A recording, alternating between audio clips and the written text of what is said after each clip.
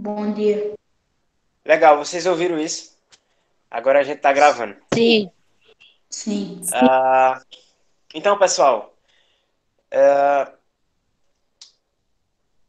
o que vocês têm alguma coisa para falar já a princípio, alguma coisa para perguntar? Aproveitem a Não. oportunidade. Não. Perfeito. Não. Não. Não. Então, vejam só. Vamos começar então com o conteúdo da revisão. Eu imagino que as dúvidas vão surgindo conforme a gente for avançando aqui. Que coisa é só falar que a gente abre aqui a nossa lousa digital. E aí a gente mostra para vocês já.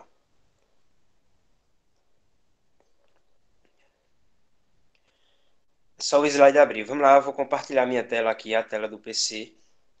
Se aparecer para algum de vocês aí uma mensagem escrita assim, compartilhar a tela, não apertem. Vocês sabem, eu sempre falo isso, porque senão aparece a tela de vocês aqui. Pronto. Minha tela vai aparecer aí para vocês em poucos instantes.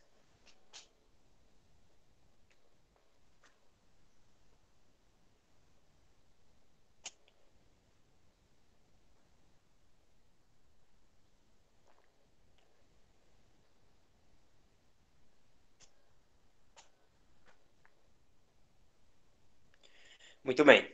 Tá aparecendo aí minha tela para vocês, não tá? Tá. Sim. Tá. Sim. Tá. Pronto.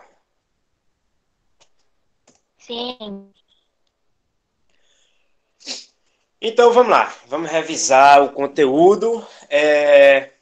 O que não tiver aqui nesse slide tá na sequência de vídeos que eu mandei para todos vocês, né?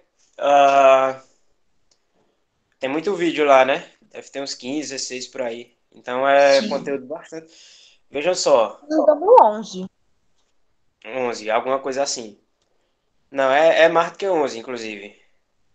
Eu acredito que seja uns 15, viu? Aí é assim, estudem ao longo da semana, né? As videoaulas. Não precisa assistir tudo de uma vez, não, mas assistam todos. Porque o que não dá para explicar na aula síncrona, dá para fazer ali, tá? E também o que não tiver nem aqui nem nas aulas, tem certamente nas apostilas, né? A gente mandou umas apostilhas com conteúdo para vocês, só que ali é só o resumo das outras apostilhas que já eram resumos do livro também. Então, estudem pelas apostilhas também, mas não deixem de ler o conteúdo no livro. Ok, pessoal? Ok. Vamos lá então. Ok. Vamos começar com as operações básicas, tá? As operações básicas, elas têm algumas propriedades que... Isso aqui é só para refrescar a memória de vocês, eu quero que vocês lembrem. Alguém lembra aí o que é a propriedade do elemento neutro, mais ou menos? Essa propriedade do elemento neutro, ela existe na adição e na multiplicação. É uma propriedade da soma e da multiplicação, que é o elemento neutro. Vocês lembram o que é? É quando o número dá soma do mesmo número. Pronto, é quando você faz uma operação com um certo número e o resultado é o mesmo número, de alguma forma.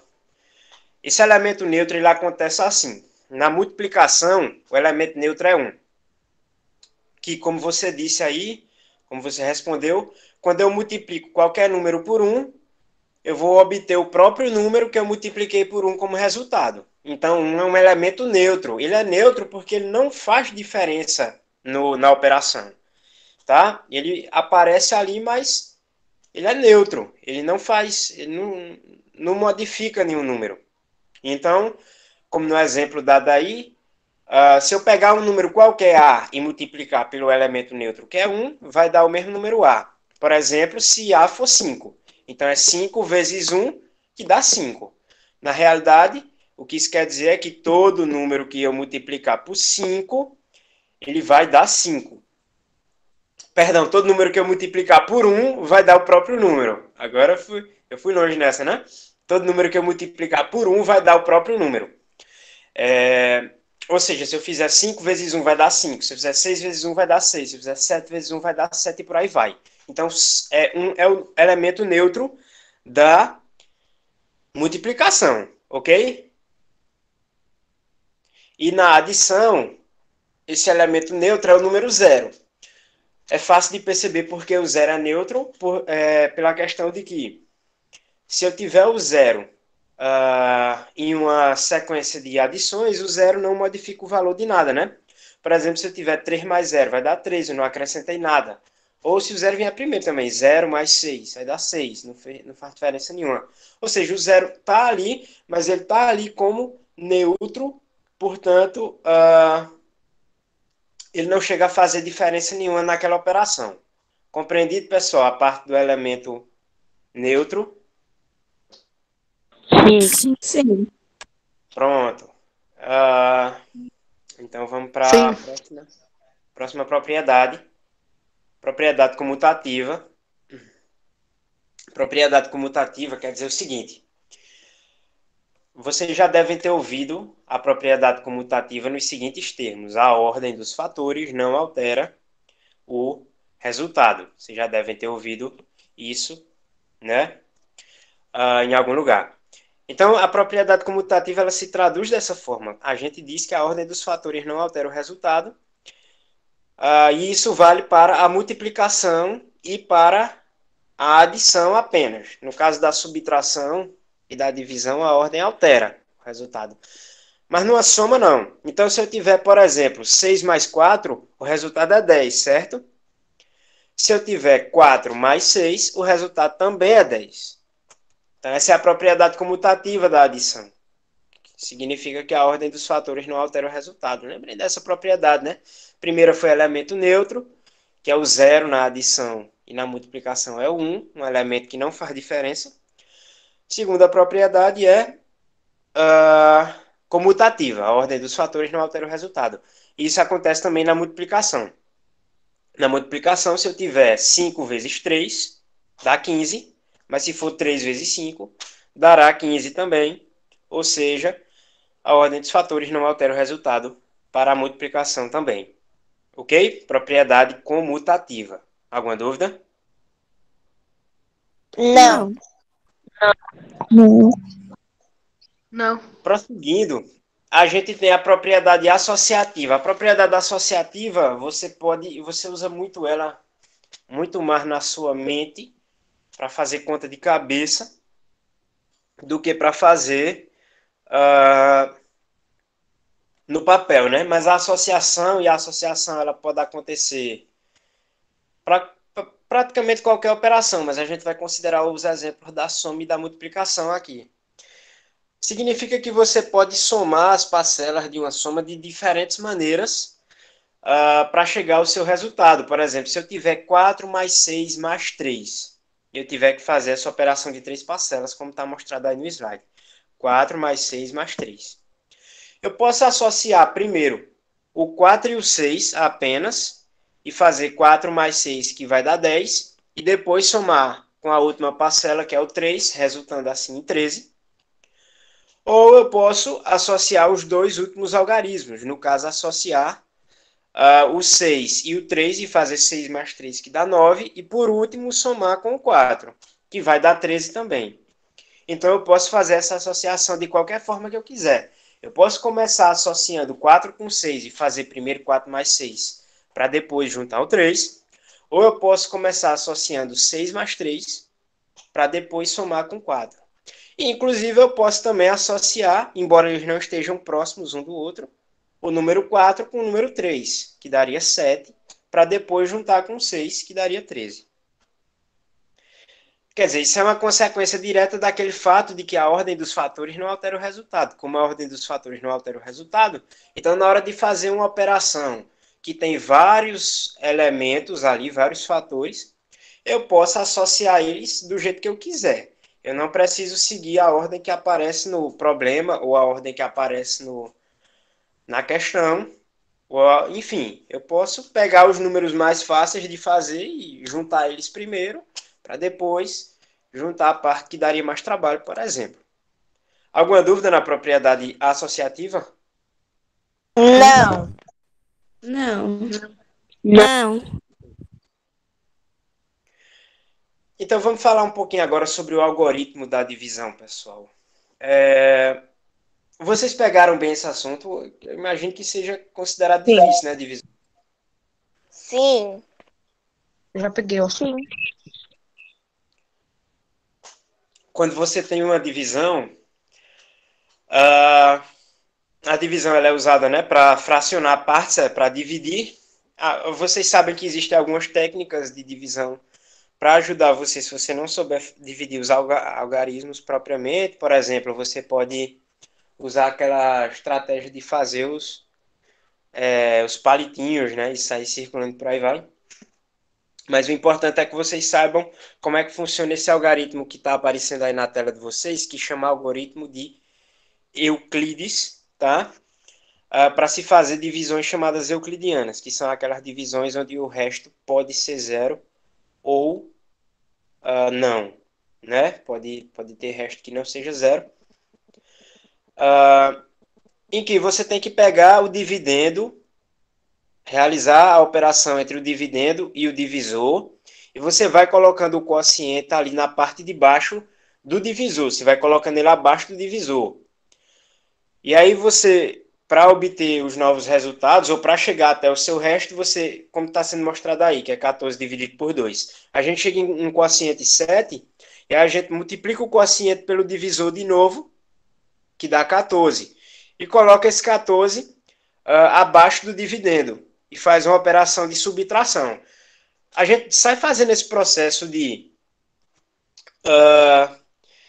divisão, aí depois multiplicação e depois subtração, até a gente chegar num resto zero, tá? Ou até a gente chegar em um número indivisível pelo valor que está colocado ali, que vai ser um resto não zero, né? A gente ainda vai estudar muita divisão, principalmente quando voltarem às aulas, porque a gente tem algumas questões a esclarecer, por exemplo, a classificação da divisão, né? A divisão que tem resto, ela é inexata, a que não tem resto é exata, por exemplo. A gente vai ver depois. Por enquanto, o importante era vocês saberem usar esse algoritmo, tá? Alguém tem alguma dúvida aqui que queira passar, queira falar, perguntar? A hora é agora. Não. Não. Não. Não. Não, professor. Muito bem, então vamos passar para o próximo assunto.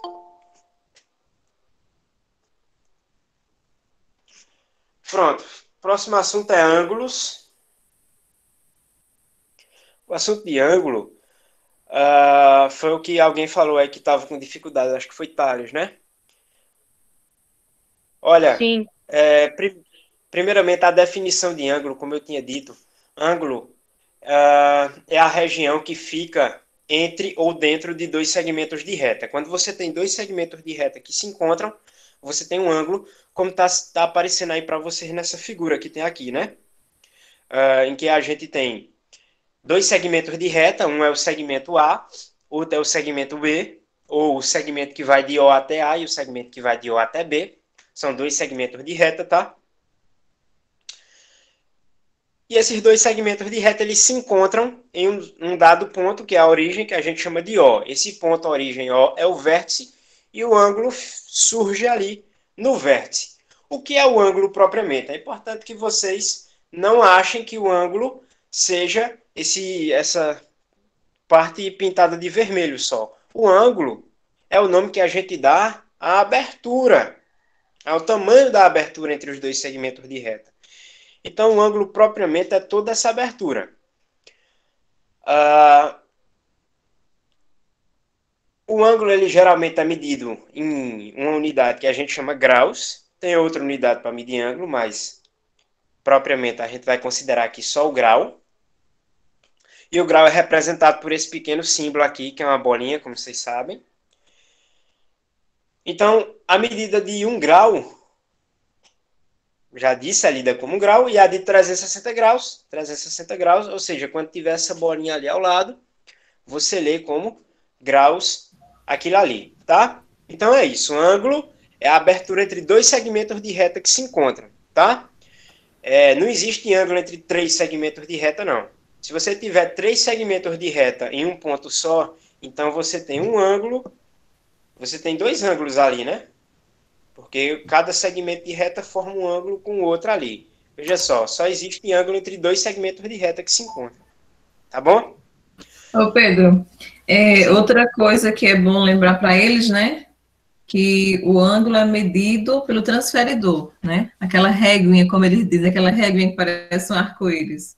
Então, da mesma maneira que a gente mede em centímetros, quando a gente quer medir uma superfície, né, algo pequeno, a gente mede com a régua em centímetros.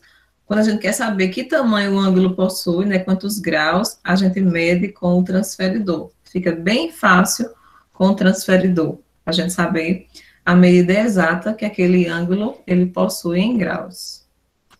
Certo, gente? Exatamente, é isso aí, pessoal. Usar o transferidor vai ajudar vocês até a entender o que eu estou tentando dizer com o fato de que ângulo é a abertura entre as duas retas, porque quanto maior a abertura entre as duas retas, na hora que vocês desenharem, maior vai ser o valor do ângulo indicado. Então é importante. Ô Pedro, é um exemplo, assim, uma coisa que é bem fácil para a gente ver o ângulo é nos ponteiros do relógio, né? À medida que os ponteiros do relógio, o minuto e a hora, eles vão passando, né? Vai girando, né? Os ponteiros do relógio, ali vai sendo medido também os graus. É uma coisa do nosso cotidiano que a gente sempre está vendo ali. O relógio, se não for um relógio digital, né? Se for um relógio que tenha ponteiros, a gente consegue ver perfeitamente os ângulos. Quando o relógio está marcando 3 horas, né? É um bom exemplo de um ângulo reto, certo? Quando o relógio está marcando 6 horas, né? 6 horas, a gente vê ali claramente um ângulo raso, certo? Então, para vocês verem, né, claramente o ângulo, é bom vocês ficarem atentos aí o relógio na sua parede, né? Geralmente nas casas tem aquele relógio de parede, vê ali, ou então esses relógios, um relógio assim, ó, cadê? Esse relógio aqui, ó, de pulso, tem também, ó, dá para ver bem direitinho, né? Dá. Esse intervalozinho aqui, ó, esse intervalozinho aqui, ó, a gente consegue medir direitinho o ângulo, tá? É isso. Quando você tem Pode continuar, Titi. Quando você tem um relógio, fundamentalmente você está vendo ali duas retas e a abertura entre elas crescendo. Então, basicamente, você está vendo o desenvolvimento de um ângulo ali, né? Então, é fundamental que vocês não confundam o ângulo com o arco que a gente usa para representar, né? Por exemplo, nessa figura aqui, a gente está com um arco bem pequenininho pintado de vermelho. Mas se eu tivesse feito ele mais aqui na parte de cima, teria ficado um arco bem grandão, mas o ângulo ia ser o mesmo. É só que o arco ia ficar maior. Quanto mais longe do vértice, o arco é maior. Mas um arco é uma coisa em comprimento, porque em graus, os arcos são medidos em graus, o valor nunca muda. Então, não importa quão longe ou quão perto do vértice eu faço o desenho aqui desse arco que representa o ângulo, o valor do ângulo é o mesmo, porque o que muda o valor do ângulo é eu mudar a abertura entre as retas, é eu separar elas ainda mais. Alguma dúvida, pessoal? Não. Não. Essa parte conceitual deu para pegar bem? Sim. Perfeito. Sim. Então, a gente tem 4 tipos de ângulos principais aqui que eu quero passar para vocês. Aqui vai estar faltando um ângulo, que eu vou falar logo sobre ele, que é o ângulo nulo. O ângulo nulo é o ângulo de 0 graus. Ele é o ângulo que ocorre quando você tem dois segmentos de reta e está um sobre o outro. Então, não tem abertura nenhuma entre os dois. Tá é como se tivesse um cobrindo o outro, um por cima do outro. Enfim, eles estão ocupando a mesma posição no espaço. Não existe abertura entre eles, então o ângulo entre eles é zero, porque é inclusive impossível de medir, certo? Recuperando o exemplo do relógio que a professora Ângela trouxe, Você tem um ângulo nulo quando é meio-dia, né? Quando é meio-dia, você tem um ponteiro sobre o outro. Então, não tem abertura nenhuma entre eles. Então, o ângulo entre eles é nulo. É um ângulo zero. Um ângulo de 0 graus. Aí, a gente tem o ângulo de referência é o de 90 graus. Esse aqui de baixo, esse ângulo é especial, pessoal. O ângulo reto, de 90 graus. Vou falar logo sobre ele. Um ângulo que mede 90 graus, ele é chamado de ângulo reto. Tá? Associem isso, vou explicar de novo. Ângulo reto mede exatamente 90 graus. Ele tem essa... Opa! Ele tem essa aparência aqui, que está aparecendo aqui para vocês. Ó. É como se ele fosse um L, né? A letra L, inclusive, é um ângulo reto, né? Fundamentalmente.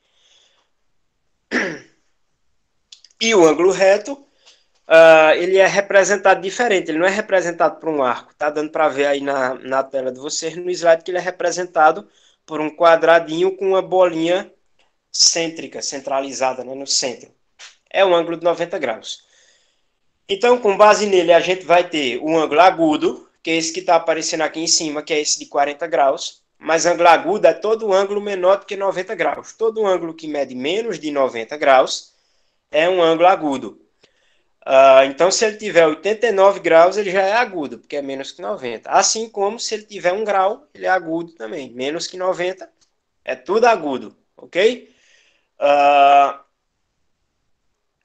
E aí, a gente tem também um ângulo maior do que 90, que é esse laranjinha que está aparecendo aqui, na direita da tela, que é o ângulo obtuso.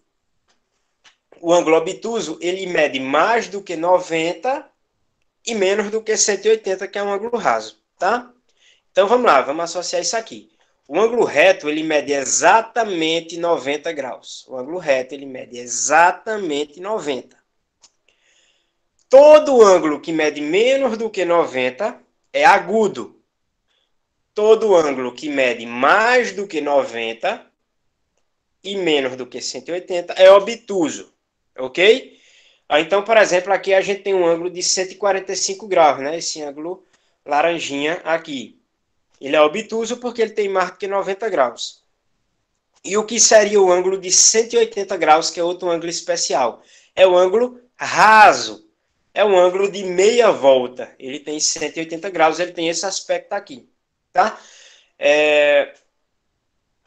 Parece que a gente tem uma reta só, né? Porque a gente tem uma reta... É como se a gente tivesse uma reta que está deitada em um sentido, outra reta deitada em outro sentido. Bom, e aí, a abertura é de 180 graus, né? Parecendo um arco-íris, né? No transferidor de 180 graus, parece também. Alguma dúvida nos tipos de ângulo, pessoal? Não. Não. Não. Perfeito. Não. Muito bem, então vamos para os polígonos, né? Olha. Não, professor. Perfeito. Então vamos lá. Polígonos agora. Os polígonos são figuras, eu já dei definição, né? Figura plana, fechada, constituída por segmentos de reta. Eu vou dizer logo, a palavra polígono em grego significa muitos lados, na verdade. Né? Poli, muitos, e gonos, lados, em grego. Então, polígonos, figuras que têm muitos lados. Cada lado é um segmento de reta, né? A gente tem definições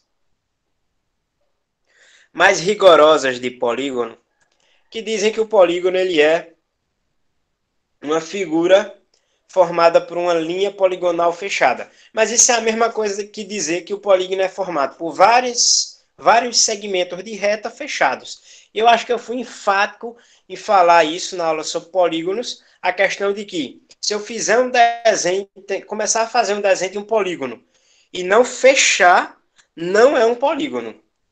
Não é nada. Seria uma linha poligonal aberta, no caso, né? Mas não importa isso. Se a figura não estiver fechada, ela não é um polígono. Para ser um polígono é preciso que o espaço interno esteja totalmente delimitado, tá bom? E aí os elementos, a gente vai ter aqui os elementos do polígono, que vão ser, cada segmento de reta constitui um lado, então a gente vai ter os lados do polígono. o ponto de encontro entre dois segmentos de reta, assim como era para os ângulos, que eu expliquei anteriormente, né? Quando você tem um ângulo, você tem dois segmentos de reta que se encontram em um ponto. Esse ponto se chama vértice. No polígono, a gente tem vários segmentos de reta, portanto, a gente tem vários vértices. Então, o ponto onde dois ou mais, aliás, o ponto onde dois segmentos de reta se encontram em um polígono é o vértice, tá? E sempre que há um vértice, surge ali também um ângulo.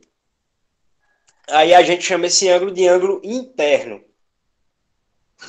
Então, a gente está falando aqui dos ângulos internos dos polígonos, tá? Que são os ângulos que surgem dentro do polígono, na região do vértice, próximo ao vértice do polígono. E a gente ainda tem outro elemento, que é a diagonal, que talvez tenha sido o elemento que ficou menos claro sobre os polígonos. A diagonal é esse segmento de reta pontilhado que está aparecendo aí para vocês. Esse segmento de reta pontilhado liga dois vértices não consecutivos. Como assim? Liga dois vértices que não são vizinhos um do outro. Porque o segmento de reta que liga dois vértices consecutivos é o lado, propriamente, né? Então, a diagonal é o segmento de reta, digamos assim, a diagonal é um segmento de reta que eu posso traçar dentro do polígono, ligando um vértice ao outro. Perfeito? Deu para entender? Deu sim, professor. Eu. Sim. Deu sim. Se alguém tiver com alguma dúvida em qualquer coisa aí, é só falar agora, viu? Nenhuma dúvida. Nenhuma dúvida. Sem dúvida. Perfeito. Vamos para triângulos. Olha, pessoal. A gente começou o estudo de polígonos aqui. E aí a gente começou com o polígono mais simples, tá? Depois a gente vai estudar outros polígonos, mas para esse bimestre só o triângulo já está de bom tamanho. Ele é o polígono mais simples porque não é possível formar um polígono com menos do que 3 segmentos de reta, né? Desafio alguém a conseguir. Não tem como, né? Se você tiver só 2 segmentos de reta, você só forma um ângulo que nem no exemplo anterior dos ângulos aqui, ó. Com 2 segmentos de reta, você só forma isso aqui. Isso aqui você só tem um vértice e um ângulo. Você não tem um polígono. Seria preciso aqui um terceiro segmento de reta, aí a gente teria um polígono. O menor polígono possível, que é exatamente isso aqui. Triângulo. O triângulo é a figura que tem, sim, como todo polígono, 3 lados, 3 vértices e 3 ângulos. E todos os polígonos são assim. O mesmo número de lados que ele tiver é o número de vértices e é o número de ângulos. Lados, vértices e ângulos, sempre o mesmo valor para todos os polígonos. Existem 7 tipos de triângulos que a gente vai falar agora para vocês, um por um. Eles são classificados de acordo com o tamanho dos lados ou de acordo com os ângulos internos. Mas eu quero passar primeiro uma regra, uma propriedade dos triângulos que vai ser muito importante, que vocês vão ter que lembrar sempre, né, daqui para frente. Vocês vão ficar sendo sempre relembrados desse conteúdo, que é a questão de que a soma dos ângulos internos de um triângulo dá 180. Então, num triângulo, você sempre vai ter 3 vértices e, portanto, 3 ângulos internos. E se você pegar o valor em graus de um ângulo interno, do outro e somar, sempre vai dar 180. É uma doideira, você fica chocado, mas é isso mesmo, dá 180 sempre. Não existe um triângulo que a soma dos ângulos internos não dê 180. É regra, é lei da natureza. É assim que funciona. E aí eu quero que vocês fiquem atentos também para os elementos dos triângulos, né? Como está sendo mostrado aí na figura, o triângulo ele tem vértices, está sendo ressaltado apenas um dos vértices aí, mas o triângulo tem 3 vértices. Ele tem lados, 3 lados, que são os 3 segmentos de reta que lhe constituem. E ele tem ângulos internos, 3 ângulos internos. Está sendo ressaltado um elemento aí que é o chamado ângulo externo. O ângulo externo, na verdade, ele é o complemento do interno, que é o que falta para o interno se tornar um ângulo raso, né? Vocês estão vendo aí que se juntar o interno com o externo, a gente tem esse ângulo aqui, que é o raso, de 180 graus, né? O ângulo externo é o que falta para o interno dar 180, mas não precisa se preocupar com ele, não. Por enquanto. Vamos falar sobre os tipos de triângulos, então. A gente tem triângulos que são classificados quanto aos ângulos e quanto aos lados. Então, vamos primeiro falar sobre os 3 tipos de triângulos quanto aos lados. O primeiro tipo de triângulo é o equilátero. O triângulo equilátero era o triângulo que representava a perfeição absoluta, né, para os gregos que gostavam desse triângulo. Por ele ser totalmente equilibrado, ele é totalmente perfeitinho. É o triângulo de 3 lados iguais. Então, como ele tem 3 lados iguais, a gente chama ele de triângulo equilátero. Equilátero quer dizer lados iguais. Equi, iguais, e látero, lados. Então, é o triângulo de lados iguais. Triângulo equilátero. Associem o nome, viu a coisa? Triângulo equilátero. Todos os lados são iguais. Agora, como no triângulo equilátero os 3 lados são iguais, então o valor dos 3 ângulos internos também é igual. É igual a 60, inclusive, 60 graus. Não precisamos nos demorar nisso. Mas esse triângulo ele é um equilíbrio perfeito. 3 lados iguais, 3 ângulos iguais, tudo em harmonia, tudo perfeitinho. Triângulo equilátero. Aí a gente pode ter também um triângulo isósceles. O triângulo isósceles é o que tem apenas 2 lados iguais e o outro lado, o valor dele é diferente. Ou é maior ou é menor, geralmente é menor. Mas é isso, triângulo isósceles ele tem apenas 2 lados iguais. Agora, tendo 2 lados iguais, o triângulo isósceles também terá 2 ângulos iguais. Terá o valor de 2 ângulos equivalentes. Ok? E por fim, a gente vai ter o triângulo escaleno. O triângulo escaleno, ele tem 3 lados com valores totalmente diferentes um do outro. E, portanto, cada um dos ângulos internos do triângulo escaleno é diferente também. Ok? Alguma dúvida com relação aos tipos de triângulo com relação aos lados? Não. Não, professor. Não. Muito bem. Então, vamos para a classificação do triângulo com relação aos ângulos. Não. Interessantemente, e por coincidência, está sendo mostrado aí no slide, um triângulo chamado acutângulo. E veja só, o triângulo acutângulo, ele é o triângulo que tem os 3 ângulos internos agudos, tá? O triângulo acutângulo tem 3 ângulos internos e os 3 são agudos. Ou seja, os 3 ângulos internos são menores do que 90 graus. Vocês lembram? Triângulo agudo é o menor do que 90 graus. Então, o triângulo acutângulo tem os 3 ângulos internos menores que 90. E está sendo mostrado o exemplo dos 3 ângulos internos de um triângulo equilátero. Como eu disse, o triângulo equilátero ele tem 3 lados iguais, portanto, ele também tem 3 ângulos iguais e os 3 são iguais a 60, portanto, os 3 são agudos. Um triângulo muito especial, além do equilátero, é o triângulo retângulo. O triângulo equilátero ele é especial só porque ele é bonitinho. O retângulo ele tem propriedades matemáticas que são úteis para muita coisa até hoje. O triângulo retângulo é o que tem um ângulo de 90 graus. E é importante isso. Ele só pode ter um ângulo com 90 graus. Até porque a soma dos ângulos tem que dar 180. Não tem como ter 2 ângulos de 90 graus em um triângulo. Mas ele tem um ângulo com 90 graus. E os outros com menos de 90. E por isso ele é chamado de triângulo retângulo. Porque ele tem um ângulo reto. Um ângulo de 90 graus é um ângulo reto. E por fim, o triângulo obtuso, o triângulo que tem um ângulo obtuso, que é chamado de triângulo obtusângulo. Triângulo obtusângulo porque tem um ângulo maior do que 90 graus, que é chamado, portanto, de ângulo obtuso. Ok, pessoal?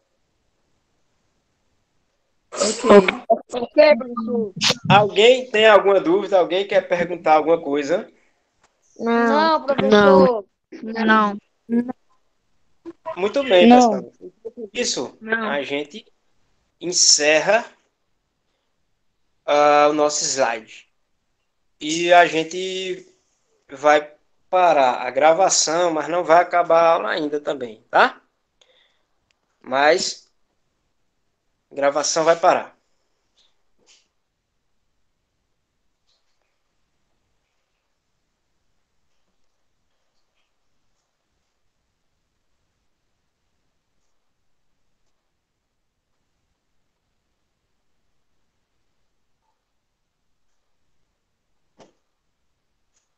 Então, ninguém tem dúvida, quer dizer que todo mundo vai tirar nota boa na prova, na avaliação. Eu não tenho dúvida. Todo mundo entendeu, né? As operações, os ângulos, polígonos, ficou bem claro, ninguém tem dúvida. Não, professor. Não.